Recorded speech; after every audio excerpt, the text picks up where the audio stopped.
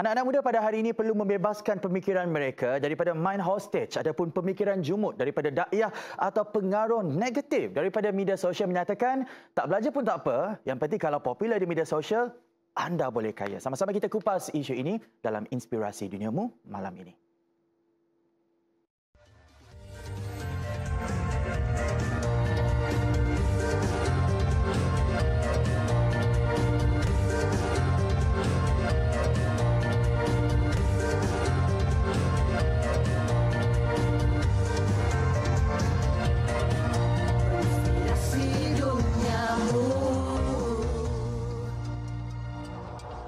Assalamualaikum warahmatullahi wabarakatuh dan salam sejahtera. Seperti biasa setiap Sabtu jam 8.15 malam bertemankan saya Ghazali Zawawi dan ini dia tontonan inspirasi buat anda keluarga dan rakan-rakan pada setiap hujung minggu Inspirasi Duniamu. Malam ini topik kita adalah usah kemaruk popular di media sosial, pendidikan kunci kejayaan. Kita mulakan temu bual pada malam ini. Ini dia kita bersama dengan seorang kaunselor, Cikgu Syamsul Bahari. Assalamualaikum. Apa khabar kita, Cikgu? Waalaikumsalam warahmatullahi wabarakatuh. Baik. Alhamdulillah. Juga kita nak korek mengenai bagaimana sebenarnya seorang anak muda ini sangat mementingkan pendidikan, mencintai ilmu pengetahuan, bukan sahaja di aspek kemahiran ataupun akademik. Ini dia Hidayat Adnan. Assalamualaikum. Apa khabar? Waalaikumsalam warahmatullahi. Alhamdulillah. Terima kasih sudi datang ke Inspirasi Duniamu. Sama-sama. Okey, kaunselor ni, Cikgu Syamsul. Mungkin kita boleh mulakan dengan memberikan pesanan dan orang cakap perincian sebenarnya mengapa pada hari ini pendidikan itu masih penting biarpun dengan ledakan media sosial. Silakan. Okey, dalam era kemajuan teknologi maklumat yang semakin berkembang di masa ini, pendidikan masih lagi dianggap sebagai sesuatu yang amat suram lah dalam kehidupan terutamanya remaja lah. Dalam mengharungi kehidupan mereka, di mana seperti apa yang kita ketahui bahawa pendidikan ini diertikan sebagai cahaya, di mana cahaya yang seperti apa yang kita ketahui ya bersamalah, cahaya adalah diibaratkan sebagai lampu suluh, di mana kalau kita mengharungi lorong yang gelap, di kiri kanan gelap, maka cahaya daripada lampu tersebutlah yang membantu kita untuk meneruskan perjalanan kita mengharungi kegelapan. Tapi cikgu, kalau kita bercakap mengenai media sosial, ianya adalah sekadar instrumen. Dan bila bercakap mengenai instrumen, baik digunakan, baik manfaatnya. Namun salah digunakan, buruk padanya. Ya, betul. Ini dia seorang anak muda juga yang sekarang ini kita tadi bercakap mengenai media sosial dan latar belakang pekerjaan dan karier beliau sekarang ini adalah menguruskan satu institusi media sosial yang dinamakan sebagai Nguras TV dan juga Kucai TV lah. Walaupun Hidayat adalah seorang orang kuat yang mengendalikan bagaimana algoritma media sosial pada setiap hari, dan saya percaya untuk dapatkan pengikut yang ramai perlukan kemahiran menggunakan media sosial yang baik. Betul. Tapi pada masa yang sama, setuju atau tidak, apabila ramai pempengaruh media sosial di luar sana yang menyatakan bahawa tak belajar pun tak apa, tapi kalau pandai menggunakan media sosial seperti Hidayat, boleh kaya, boleh berjaya. Pandangan Hidayat. Pertamanya pelajaran pentinglah untuk seseorang individu ya. Jadi sekiranya hanya ada media sosial dan nya berpelajaran, nya boleh pergi lebih jauh lagi. Contoh media sosialnya targetnya on luar negara. Jadi nya perlu bercakap dalam bahasa Inggeris. Jadi pendidikan pentinglah. Punya si pandai cakap English, siapatlah nya. Saya suka apabila Cikgu Syamsul dan Hidayat membawakan satu perspektif yang mana menuntut ilmu itu bukan sekadar akademik semata-mata, namun ianya lebih daripada itu, satu proses untuk pembangunan modal insan. Kita ada VT nak dibawakan kepada penonton dahulu, Cikgu dan Hidayat. Jom kita saksikan VT ini. SPM bukan sekadar layan kertas. Saksikan. Sijil Pelajaran Malaysia SPM adalah peperiksaan kebangsaan utama yang diambil selepas menamatkan pendidikan menengah. Ia menilai pencapaian pelajar dalam semua mata pelajaran yang lulus serta syarat minimum untuk lulus bahasa Melayu dan sejarah.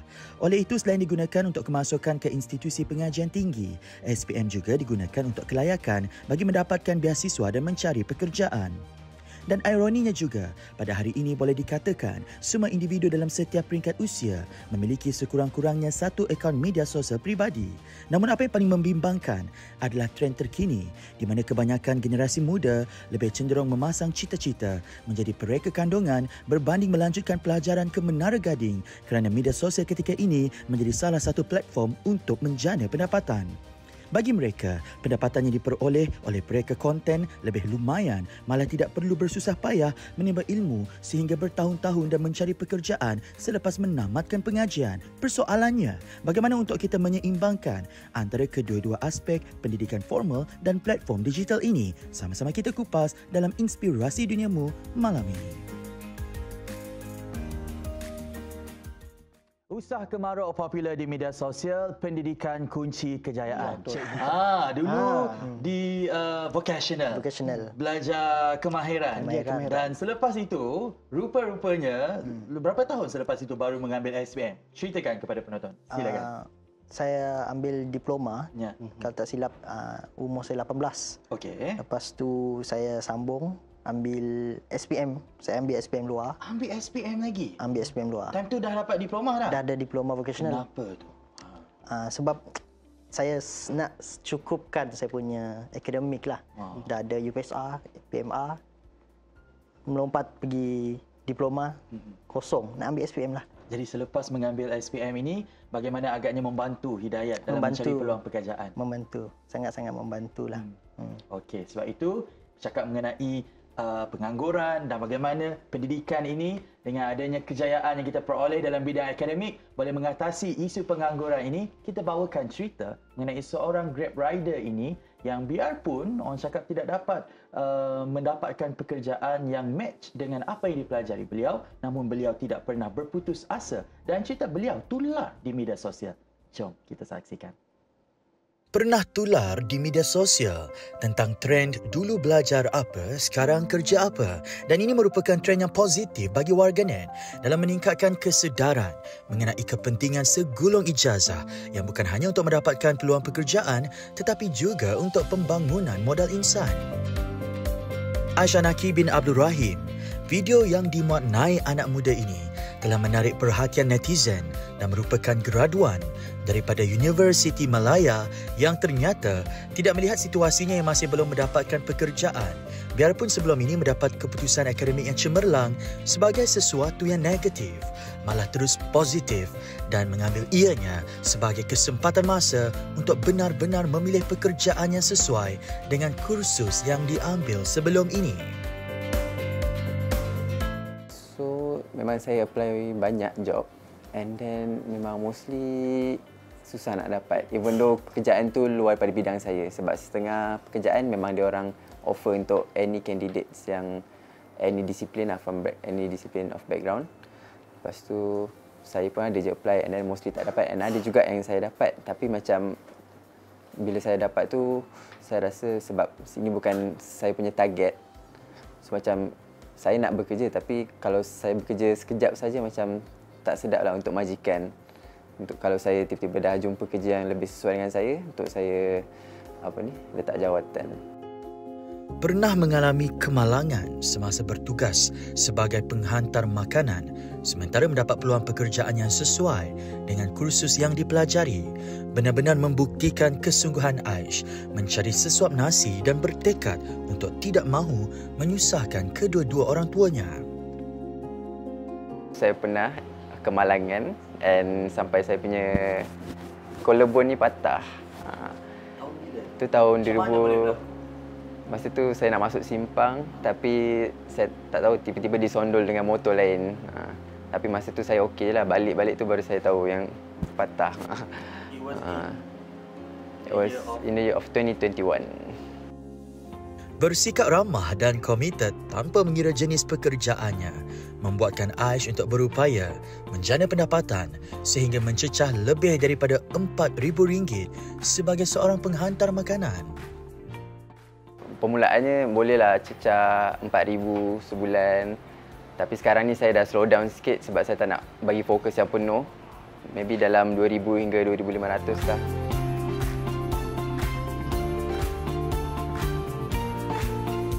Even orang kata kita jangan memilih kerja. Memang sometimes it is correct, but sometimes your mental health is also important lah these days kan. So we have awareness about it. And saya pentingkan jugalah saya punya kebahagiaan. And then pada masa yang sama, saya memang dah tahu saya punya career goal dekat mana. So nak kata memilih tu tak, sebab tengok saya pun sekarang Grab je. Di mana ada kemahuan, di situ pasti ada jalan. Dengan perkembangan teknologi pada hari ini menjadi platform untuk anak muda bagi menyerlahkan potensi, menarik perhatian bakal majikan untuk mengambil mereka bekerja. Setelah tular di media sosial, rezeki Aish ternyata bertambah-tambah dengan menerima pelbagai tawaran pekerjaan dan jemputan temu duga. Lebih kurang dalam 10 hingga 20 jugalah yang PM saya. And then mereka semua ramai juga yang minta saya untuk drop saya punya resume through email. And alhamdulillah ada juga yang selepas ini saya akan menghadiri temu duga pekerjaan.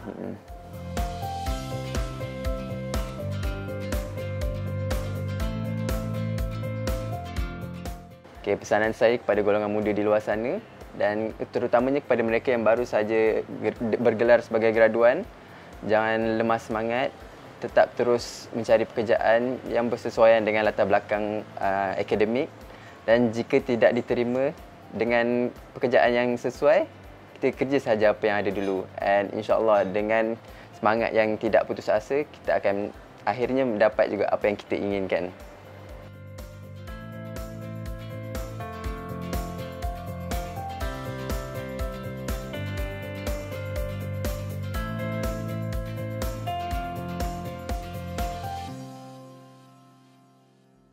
Tular di media sosial, kita harapkan cerita daripada saudara Don boleh menjadi inspirasi buat semua anak-anak muda di luar sana. Cikgu Syamsul, sekarang ini kita faham ya, di minggu-minggu terakhir peperiksaan SPM tahun ini, dan mungkin adik-adik kita di luar sana teragak-agak apa yang nak dilakukan selepas ini, dan mungkin juga Syamsul ada di antara mereka yang terpedaya dengan pengaruh negatif di media sosial, tidak mahu melanjutkan pengajian dan sebagainya. Pesanan daripada Cikgu Syamsul buat mereka, silakan. Okey, pesanan kepada anak-anak yang selepas menduduki ujian SPM pada tahun ini,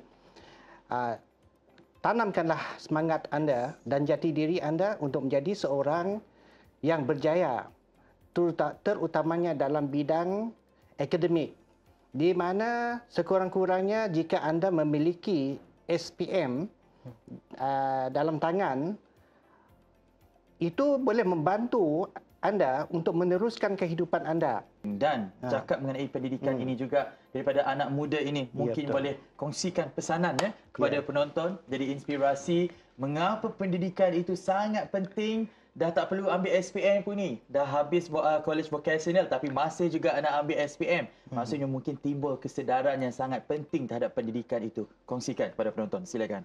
Okay, untuk pelajar-pelajar ataupun individu-individu di luar sana yang rasakan SPM ni tak penting SPM ni. Sebab kalau nak berjaya dalam bidang media sosial pun perlu viral dulu. Lepas tu nak sustain viral tu perlu tahu algoritma apa yang trend sekini pun perlu ada ilmu juga nak tahu. Jadi pentinglah SPM ni kan untuk seseorang individu itulah. Yes, terima kasih banyak-banyak. Sekali seperti yang ditekankan oleh Cikgu Syamsul, ilmu itu penyuluh kehidupan dan minat terhadap mempelajari ilmu pengetahuan itu tidak pernah berhenti dalam anak muda ini. Hidayat, thank you so much. Terima kasih banyak-banyak. Itu kata mereka berdua. Kita juga nak bawakan apa kata orang awam mengenai topik kita pada malam ini. Jom kita saksikan.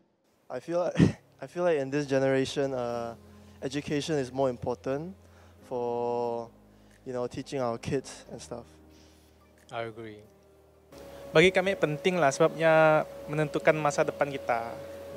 Bagi pandangan kami dua, belajar yang sangatlah penting sebab ilmu tu sini-sini ini saya akan berhenti. Ini saya dah hatnya untuk kita belajar. Sebenarnya walaupun kita belajar kelak habis belajar kita si bekerja sekalipun kita seorang suri rumah ke apa, yang penting otak ya. Knowledge yang penting. Of course, bagi saya pelajaran tu penting sebab ianya menentukan masa depan kita supaya kita dapat kehidupan yang lebih cerah pada masa akan datang. Belajar yang lebih penting untuk masa depan, ilmu yang banyak berguna untuk menyenangkan diri, keluarga, boleh membantulah siapa-siapa. Yes, I think it's important because can earn money in future. Penting. Pelajaran adalah satu benda yang penting sebab melalui ilmu kita akan menjadi manusia yang lebih berguna dan boleh digunakan sebagai satu panduan untuk kita meneruskan kehidupan kita lah. Lagipun macam dulu pernah ada keluar satu kenyataan menyatakan tuntutlah ilmu walaupun ke negeri China. Jadi pendapat saya memang ilmu tu sangat penting lah. Pembelajaran tu sangat-sangat penting untuk masa depan kita, untuk knowledge kita. Walaupun kita tak nak fikir kerja yang baik suatu hari nanti, tapi pelajaran itu memang penting untuk hidup supaya kita lebih bijak apa-apa situasi yang berlaku di hadapan kita. Gitu. Education for me personally is very important. In order for you to have a job, in order for you to grow up and get experience, that is the most essential thing. Education is very important. I think education is definitely important because to me education is needed in order for you to basically live. To get out there, to see the world, you need education. Like what I'm doing right now, communicating with you, that's education. For you to go anywhere, you need that. And to live is to learn is to live. Without education, you cannot go anywhere, like, to be honest. Like me, I already further my study pun, and look at me now, I dah intern dekat TVS lah. I think education is something very important for each individual because education is the one thing that can take us further and can develop the community, can also improve our family and our livelihood. Yeah. Kita juga raikan ilmu pengetahuan yang berbentuk kemahiran. Disebabkan itu, kita menjemput ini dia dua orang tetamu iaitu Ida Hanikom iaitu pelatih pembuatan kasut dan juga Dr. Isha ahli akademik. Assalamualaikum. Apa khabar kalian? Waalaikumsalam. Alhamdulillah sihat ya. Alhamdulillah. Terima kasih kerana menjemput. Doktor, menarik ini. Ya. Betul, TVET Dari ya. Dan sekarang ini berkhidmat di Sentex Sarawak. Mungkin Puan Ida boleh ceritakan sedikit, silakan. Saya sekarang membantu dalam pembuatan kasut punya kelas.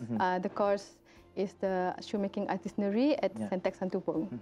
Yang kita tengok dekat media sosial sampai terbang ke Itali tu, boleh ceritakan sedikit? Yeah, because that is at the end of my practical.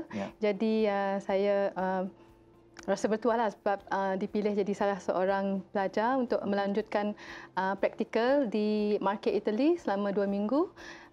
We were at Market Italy where the shoemaking one of the best places in globally lah for shoemaking class and course. Dan kalau kita lihat di hadapan ini pelbagai jenis dan desain kasut dan semua ini adalah dihasilkan oleh Puan Ida sendiri ataupun juga oleh para pelajar Puan Ida. Bagaimana ya? Ya, sebahagiannya daripada pelajar kami batch 2.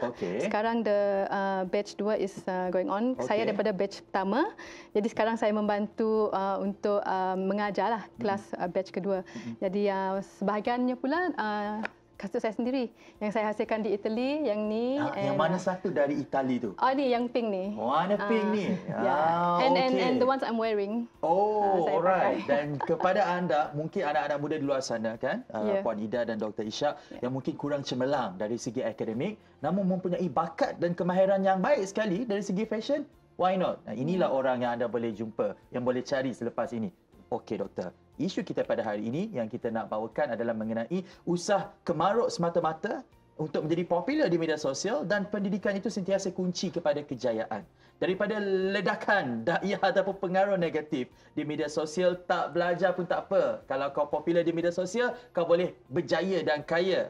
Peranan ibu bapa dan masyarakat sebenarnya untuk mengatasi dan menangkis stigma ini, Doktor. Silakan. Sebenarnya pendidikan bukanlah salah satu dan sekarang ni orang cakap bukan pendidikan tak penting dan sebagainya kan. Tapi sebenarnya perlu kita fokus kepada pendidikan dan ibu bapa perlu fokus kepada kepada pendidikan anak-anak. Terutama sekali kita perlu menunjukkan teladan yang baik, memupuk budaya membaca dalam kalangan anak-anak ini, menekankan kepentingan ilmu. Sebab tak semestinya mereka gagal dalam peperiksaan dan tidak ada masa depan. Doktor dan Puan Ida, kalau kita lihat situasi pada hari ini, para pelajar mungkin kebanyakan di antara mereka dah tak peduli dah siapa kawan mereka yang naik ke atas pentas untuk menerima anugerah akademik dan sebagainya. Apa yang menjadi tumpuan dan menarik perhatian mereka adalah siapa social media influencer yang lebih terkenal di media sosial. Itu yang perlu kita tepis dan perbaiki.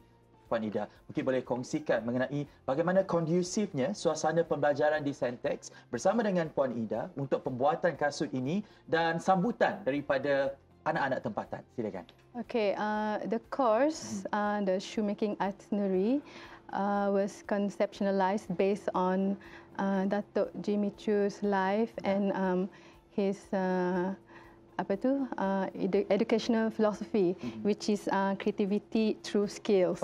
So for us, seorang pelekar kasut akan menjadi pelekar yang lebih baik sekiranya dia memiliki skills, dan creativity menjadi terhad sekiranya dia tidak memiliki skill untuk membuat kasut.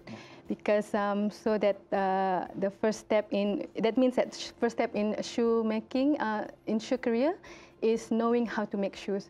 Sebab kebanyakan shoe course di luar sana dia terlalu menitik beratkan design, dan some of the mereka kasut mereka hanya tahu membuat illustration saja, which is not enough. Sebab itu dalam kursus kami pentingkan kemahiran dahulu, dan lepas tu you can go into design. And when it comes into design pula, you kena tahu trend and everything kan. Tapi if you lebih mahir, so it's easier for you then to come up with better design, better shoes.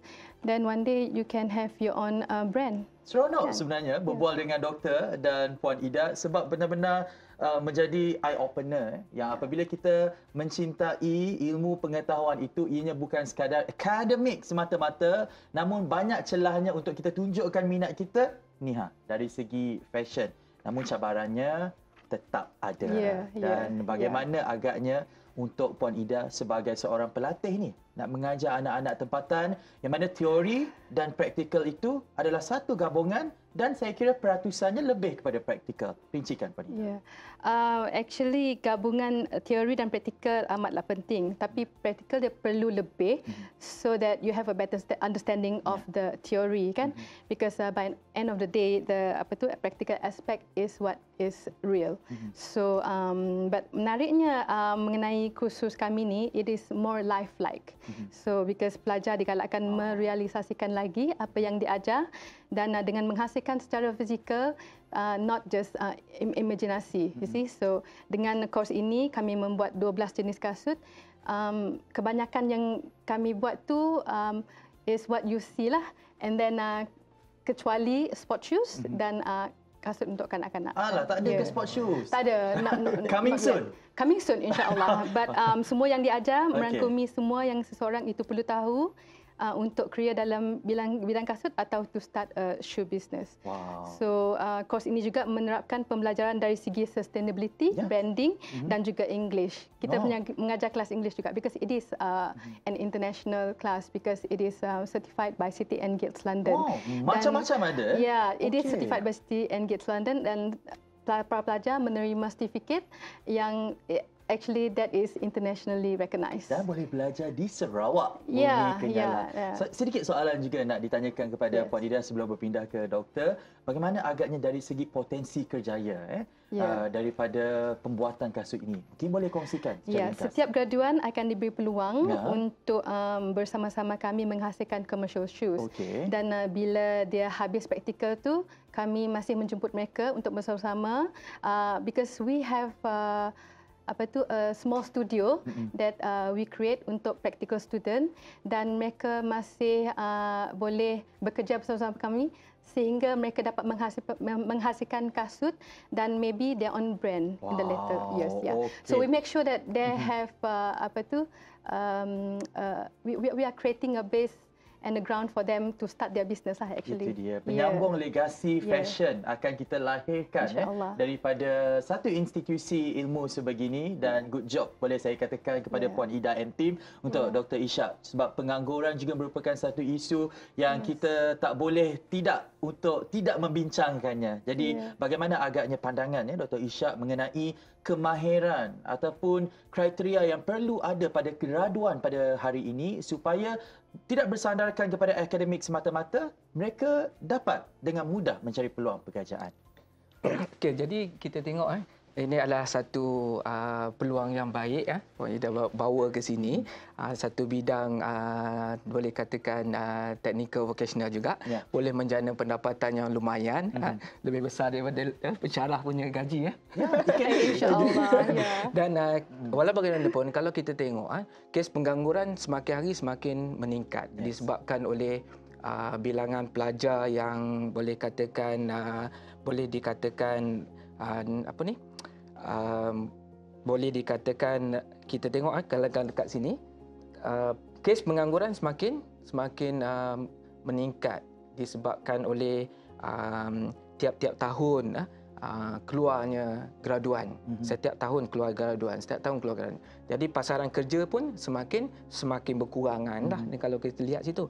Walau bagaimanapun kalau kita lihat dekat sini, terdapat beberapa aspek lain yang perlu diberi perhatian untuk memastikan anak belia kita, anak muda kita mempunyai peluang kerjaya yang cerah. Terutama sekali pembangunan kemahiran insaniah yang tu kemudian kemahiran komunikasi, kemahiran kepimpinan, dan juga kalau kita lihat dekat sini, itu majikan ingin mencari individu yang bukan saja cemerlang dalam akademik, tetapi juga mampu cemerlang dalam mampu berinteraksi, menyelesaikan masalah yang lebih berkesan. Itu dia. Dan sebab itu kita katakan betapa pentingnya untuk kita meraih kecemerlangan dari segi akademik ini. Mulanya boleh saya katakan daripada peringkat SPM sebenarnya. Kerana ramai sebenarnya doktor yang mengabaikan kepentingan peperiksaan awam ini. Kita dah berhenti berehat seketika. Sekembalinya nanti kita bawakan kepada anda VT SPM bukan sekadar helai kertas. Kita ambil tips daripada pelajar-pelajar SPM yang cemerlang sebelum ini. Tapi kita nak berehat sebentar. Jangan ke mana-mana. Inspirasi duniamu. Inspirasi duniamu. Inspirasi duniamu. Setiap bentuk penilaian atau ujian yang dijalankan bertujuan membawa kita satu langkah ke hadapan. Sijil Pelajaran Malaysia SPM adalah satu penentuan bagi hala tuju buat para pelajar ke peringkat Institut Pengajian Tinggi IPT. Tidak dinafikan, jika semakin baik keputusan SPM yang diperoleh, maka semakin banyak pilihan kursus yang boleh diambil di peringkat IPT. Ada student tanya kami, cikgu, mun kami sampai SPM aja dan simuk sambung belajar aja boleh sih. Tapi kena buat juga dalam SPM sebab kini tu bila kita minta pekerjaan, si kisahlah apa-apa pekerjaan, kebanyakan akan tanya berkaitan dengan SPM. Ini akan tanya result SPM. Berapa yang kita dapat SPM? Sebabnya pentingnya SPM. Selain daripadanya menentukan hala tuju kita selepas ini, ke mana sini hala tuju kita pergi selepas tu, dan ia ibarat sebagai permulaan kepada kehidupan kita. Kehidupan kita yang akan lebih penuh mencabar selepas tu. Dan situasi ada di sekolah dan di luar lain. Di sekolah mungkin kita berada di zon selesa. Balik rumah mak bapak dah sediakan macam-macam tempat tinggal, makan minum dan sebagainya. Tapi di luar baru kita tahu berapa sakitnya nak cari duit, dan dapat boleh buatlah yang terbaik dalam SPM. Selain usaha dan komitmen yang konsisten bagi para pelajar dalam meraih keputusan cemerlang mereka dalam SPM, motivasi dari segi spiritual juga boleh disemarakkan melalui program atau aktiviti di sekolah. SMK Batu Kawah yang terletak di Bandar Kuching telah mengadakan program keagamaan yang pada masa yang sama memberikan panduan dan semangat spiritual yang jitu dalam diri pelajar bagi menambah persediaan mereka menghadapi SPM. Apa yang menarik perhatian kami juga adalah selari dengan suasana keharmonian kaum di Sarawak, pelbagai ruang di sekolah berkenaan telah dimaksimumkan bagi program tersebut mengikut agama dan kepercayaan pelajar yang berbilang kaum. Okey, baik. Seperti tahun-tahun yang lepas, kita akan sentiasa sebelum bermulanya SPM, kita akan buat majlis restu ilmu. Okey, untuk tahun ini kita buat restu ilmu seperti mana juga tahun lepas, di mana untuk sebelum rehat kita akan berkumpul kepada semua pelajar-pelajar SPM dan seterusnya selepas rehat kita pecahkan kepada 3 agama. Iaitu kalau kita lihat sekarang, okay, di Buddha berada di Dewan, okay, Kristian berada di Astaka dan bagi yang beragama Islam di Surau. Okey, dan ini yang kita akan buat setiap tahun untuk kita meningkatkan semangat pelajar-pelajar SPM ini supaya mereka tenang dan akhirnya dapat menjawab keputusan SPM dengan cemerlang.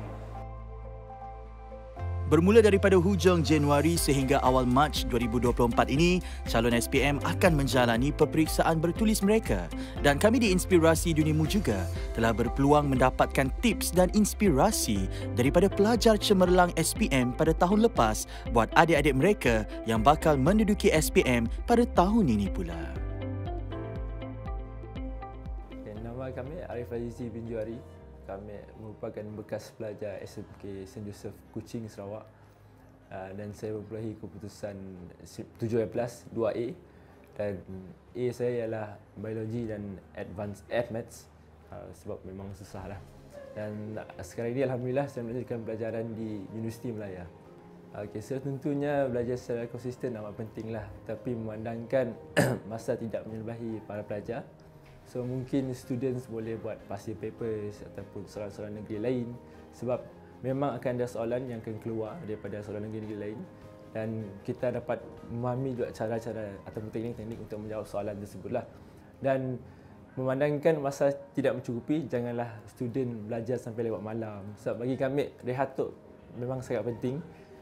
Tidur memang sangat-sangat penting dan terutama sekali sewaktu minggu peperiksaan lah. Boleh macam belajar sejam 2 jam dan selepas itu rehat. Belajarlah bersungguh-sungguh kerana pelajaran itu amat penting dan jangan saja belajar tetapi bersukan juga. Core curriculum juga amat penting kerana ia juga menentukan kita untuk masuk ke universiti dan banggakanlah ibu bapa anda. Diharapkan agar tips dan kata-kata daripada para pelajar cemerlang SPM sebelum ini boleh menyuntik semangat buat pelajar SPM tahun ini. Buat yang terbaik, semoga terus maju jaya.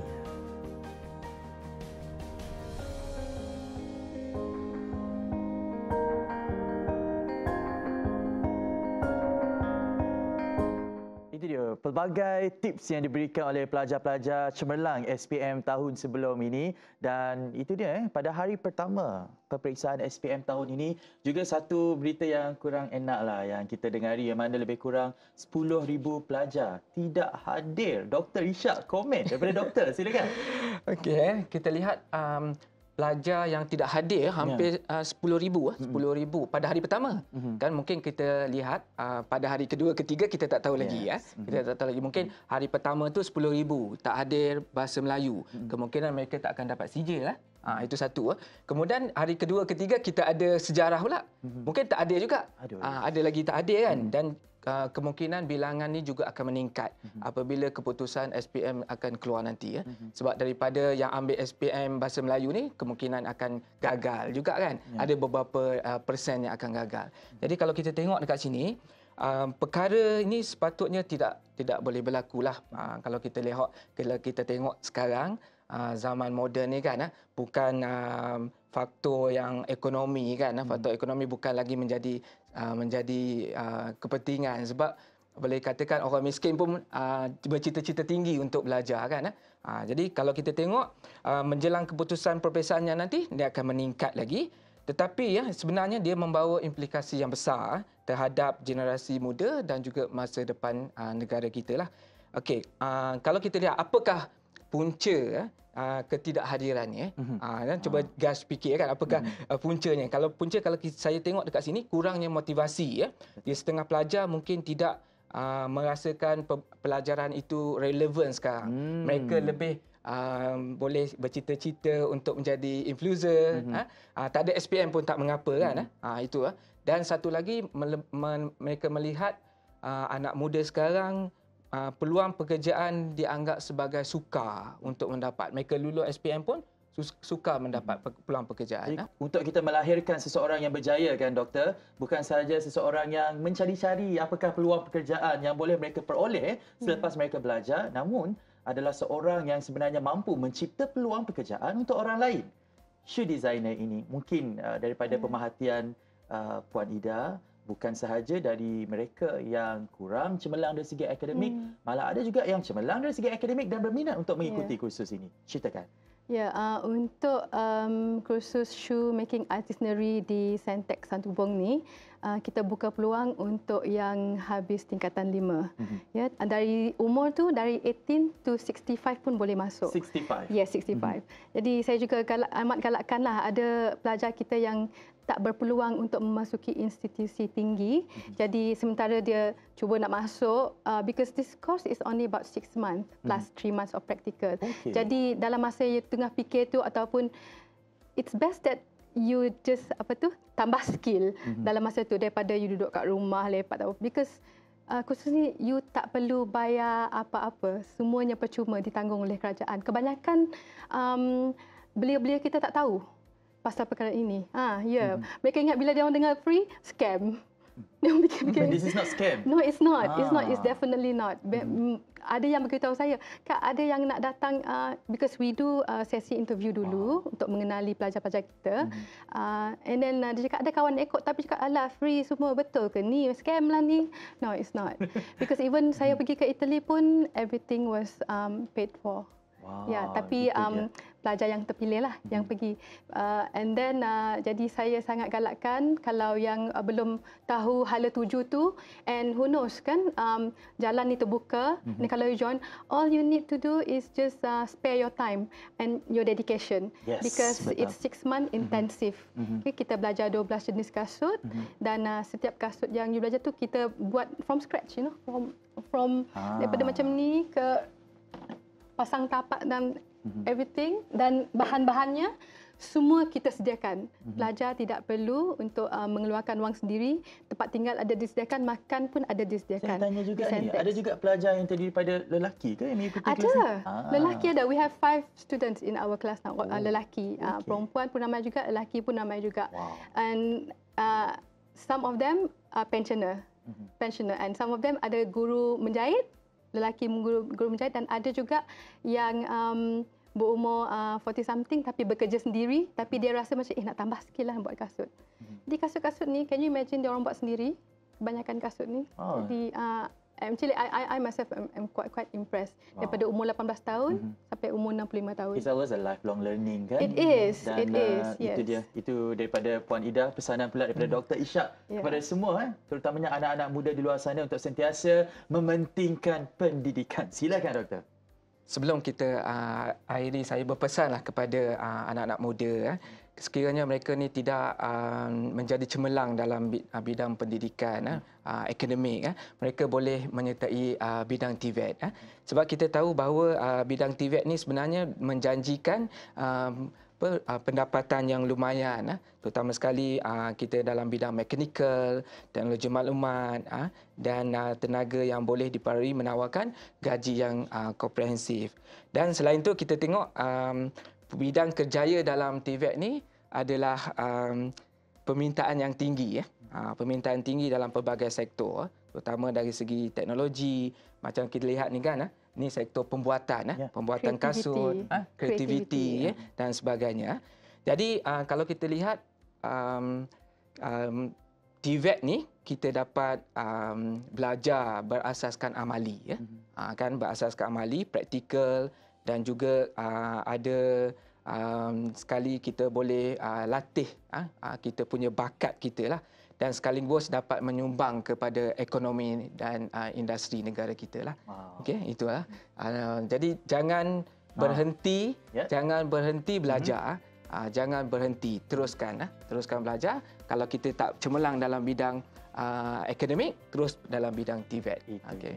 Semoga apa yang dibawakan oleh kedua-dua tetamu kita pada malam ini memberikan inspirasi buat anda di luar sana. Terima kasih Puan Ida Hanikom. Terima kasih Dr. Ishak. Sampai kita berjumpa lagi insya-Allah. Dan kepada anda, kepada rakan-rakan saya yang bakal menyambut Tahun Baharu Cina, kita nak bawakan kepada anda selepas ini dia MV lagu Tahun Baharu Cina oleh TVS. Untuk itu kami ataupun saya Ghazali Zawawi, Assalamualaikum. Jumpa lagi. Selamat malam. Jom tengok MV kami sampai habis. Semoga terhibur. Selamat terhibur.